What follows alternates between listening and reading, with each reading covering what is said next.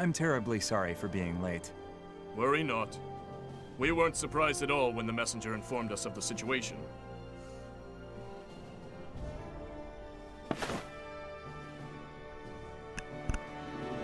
It sounds like you had quite the debate with that moderate Councilman Lindegard.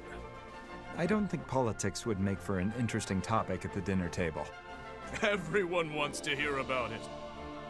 We were just talking about the day you persuaded the king on the necessity of this war. You exaggerate, sir. No need to be humble. Many of those here once held office as well, and they'd never heard of something so counterintuitive. To think that war would be what shines a ray of hope on a closed-off country. And what happened? The gunfire at the Empire's towering base in Molda became the light that illuminated Jutland. Lord Madkine, I understand your desire to praise your future son-in-law, but it's a letdown hearing you tell the tale.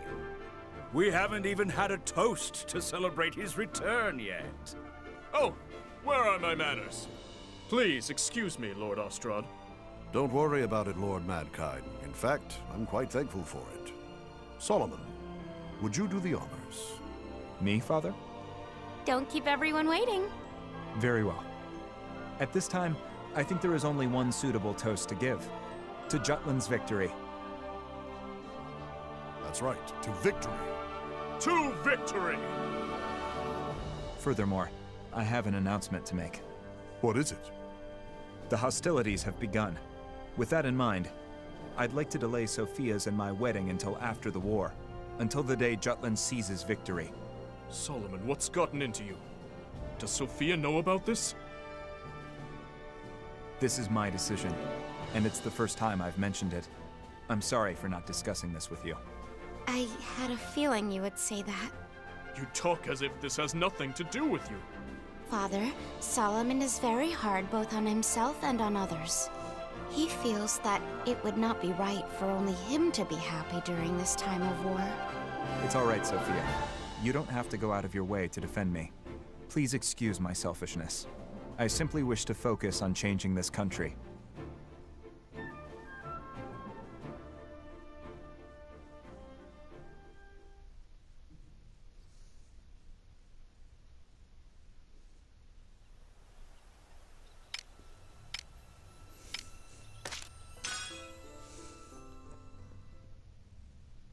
So I'm doing more and more like this, actually. The whole industry's starting to mobilize, boss. Hell yeah! The smart companies are getting busy. War's just an excuse. That's good business, both for Jutland and the Ragnite biz.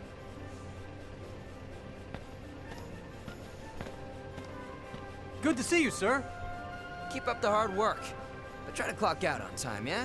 Don't make your mama cry. Yes, sir. The war economy's coming. While everyone's rooting for us to win big, now's our chance to rake in the dough. Don't get cold feet accepting orders, got it? Competition's already heating up. You got it, boss. Is this really all right, Mr. President? Don't worry so much. If we don't ride out this wave, we'll be left high and dry while our rivals are swimming in cash. But the higher-ups in the Ragnite Manufacturing Union were opposed to the war, weren't they? They stressed that instead of agitating the Empire, we ought to focus on negotiating for fewer economic restrictions. So, won't this lead to a direct confrontation with the Union? Even better. I can finally outplay those tight-assed coots. It'll be perfect. That said, they do got a good nose for money. Chances are, they'll support the military as soon as they smell profit. And that's when the real games begin. I get it. Okay, Mr. President, you call the shots. And that's that. But boss, what's our next step? Even if we take orders, we don't have enough Ragnite to fulfill them. Leave that to our boys in battle. We keep winning, and we'll be up to our balls in blue rocks. Stick to your quotas, okay?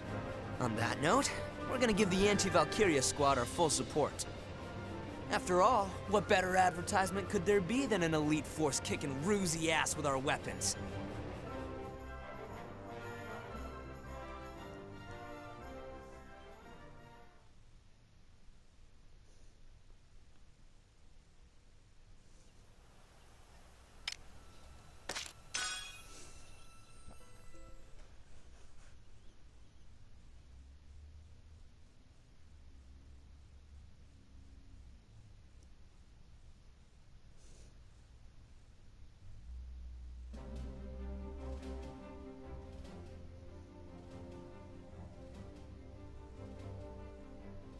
The response to your column's been amazing.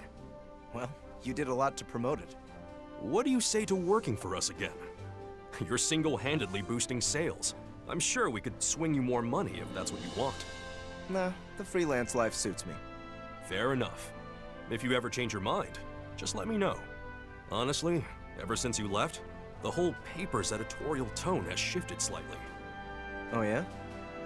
It's like no one's afraid to speak up anymore. I bet readers have noticed the change as well. Just walking down the street, I can tell things are different now. Ever since we took back Molda, the fog of Ruse's oppression has lifted. Still, it would have been better to avoid war altogether. But since that ship's already sailed, I suppose the people who pushed for it must shoulder that responsibility. You say that like you had a hand in it. Of course not. Just do what you do best. Right. We're all waiting to see what you come up with next.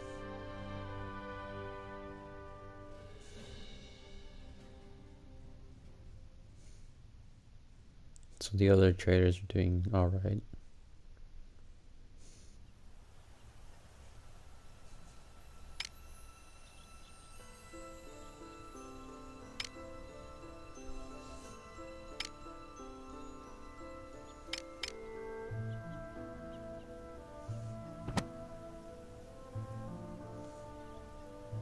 This is a true story.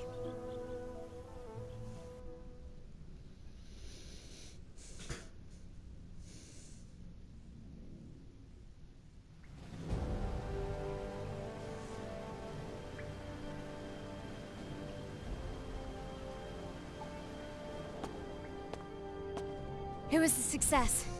The Jutland army has gained control of Ipseria. Well, just as planned. It was faster than I thought it would be. I better finish up my article. Next on the agenda, how the other world powers will react. I'm sure none of them predicted that Jutland would wrest control of Ipseria. Like a jolt from the blue. You mean Bolt. It's Bolt? Definitely Bolt. Yes, right now we feel jolted. I won't say who's to blame, though. That was just a slip of the tongue. Go on, Saul. Jutland has seized the Empire's largest supplier of Ragnite. Before the impact of this news dwindles, we need to do something regarding the world powers. Doing so will isolate Ruse from the others and weaken them. Swiftly, but surely. Well, well, you got this grand scheme thing down pat. Always the mastermind. We'll leave the thinking to you, as usual. We have our work cut out for us. There's but one motto, everyone. Jutland has liberated Ipseria. It was a deliverance from the Empire's tyranny and exploitation. Liberation.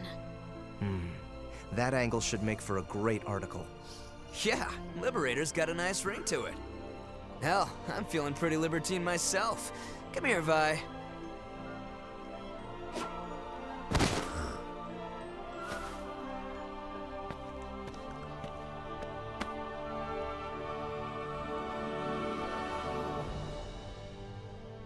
You just left Those there. phrases originated from the traitors?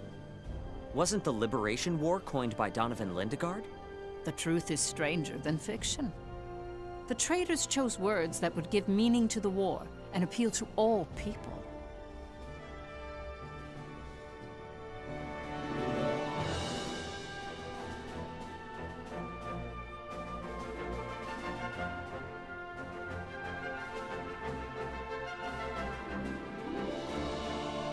Thing is, who is this old lady and how does she know everything about him? Records indicate that an envoy from the Jutland Parliament arrived only 3 hours after the end of the battle. Under the pretense of rebuilding the Viceroy office Ruse left behind, he came to oversee the interim government.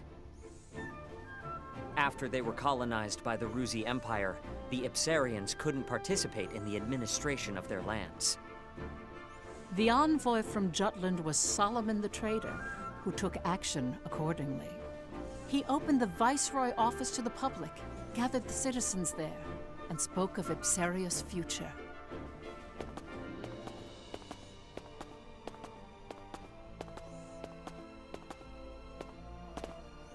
Ladies and gentlemen of Ipseria, I truly lament the hardship you have faced. You've been the target of many since the discovery of Ragnite in your lands. Even so, you did not break, and the country had flourished with the presence of your royal family.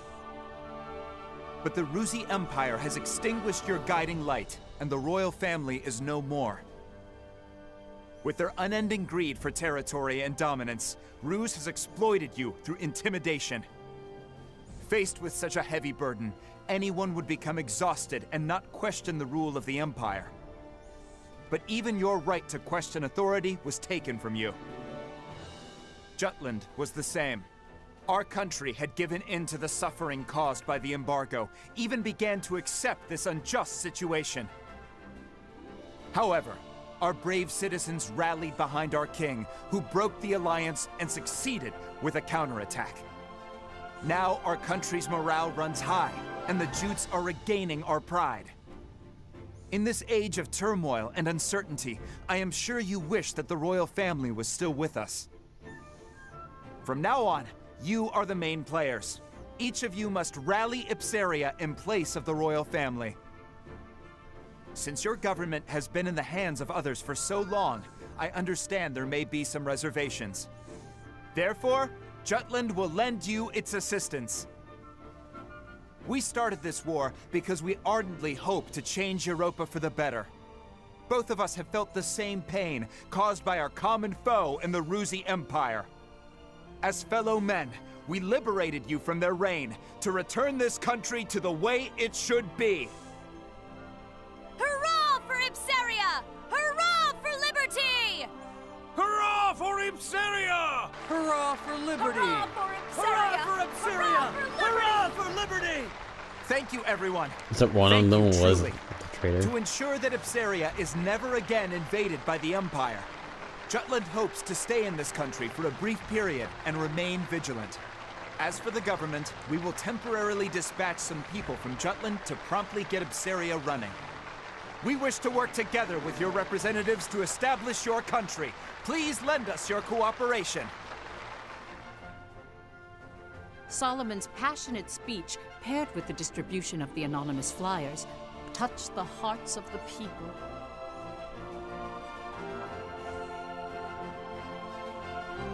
The fuck?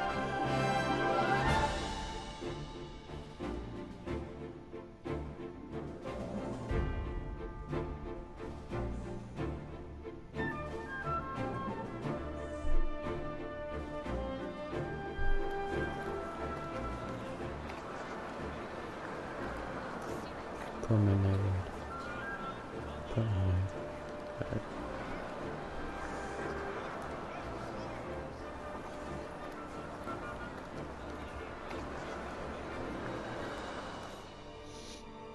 Within Jutland, Freet the Traitor skillfully influenced public opinion. Crafting an easily understood composition, a tiny virtuous Jutland rebelling against an immense wicked Ruzi empire. He planted the idea that this war was the righteous thing to do in the people's consciousness.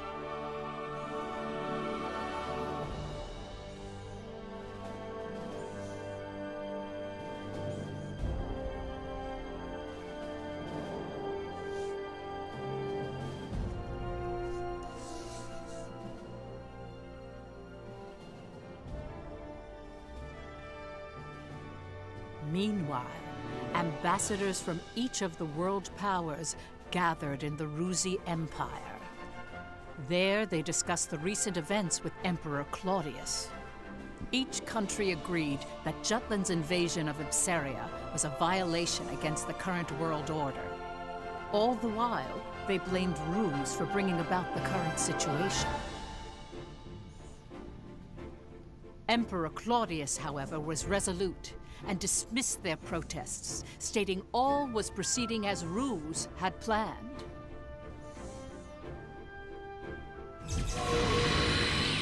The fuck? Have you forgotten? He's got the Reaper Death on his side. itself bows to our imperial will.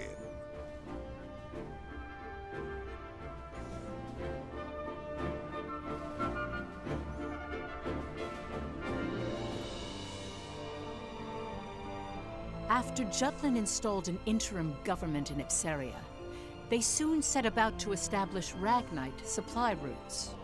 Basil the trader mobilized the leaders in the Ragnite industry. A roozy counterattack is coming soon. I'd bet my balls on it. Jutland won't stand a chance against a full frontal assault. That's why we gotta bring out the big guns. Let's show them what this industry can really do, boys. Time to ramp up Ragnite production, invest in alchemy, and develop monotech to catch the Empire with its pants down. I understand what you're trying to say. It's the way you're saying it I take offense to. Don't sweat the small stuff, Pops. Let me stress how vital it is to keep our momentum going.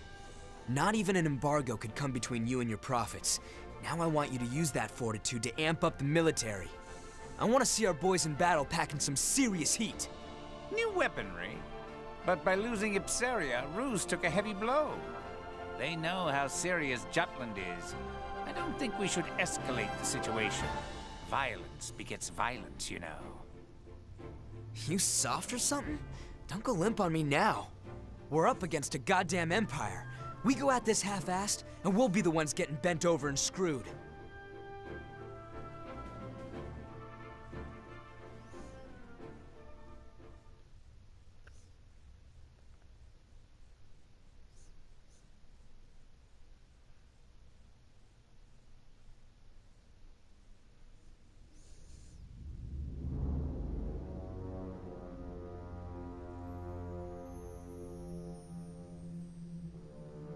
Rise and be recognized. Yes, Your Imperial Majesty. Tell us, what did you see at Ipsaria? I saw the Princess of Jutland. What's that supposed to mean? Surely you didn't really spot Her Highness on the front lines, swinging a sword like... That's exactly what I saw. Oh my. In addition, a powerful force defends her. They crushed our military's mono-weaponry with ease. And? I heard you fought them. Indeed. They had special weapons. One similar to the right arm that Your Majesty has bestowed to me. They were weapons that emitted a Ragnite glow. Interesting. New monotech, huh? Not bad. Even backed into a corner, the dogs of war still have a bit of bite to their bark.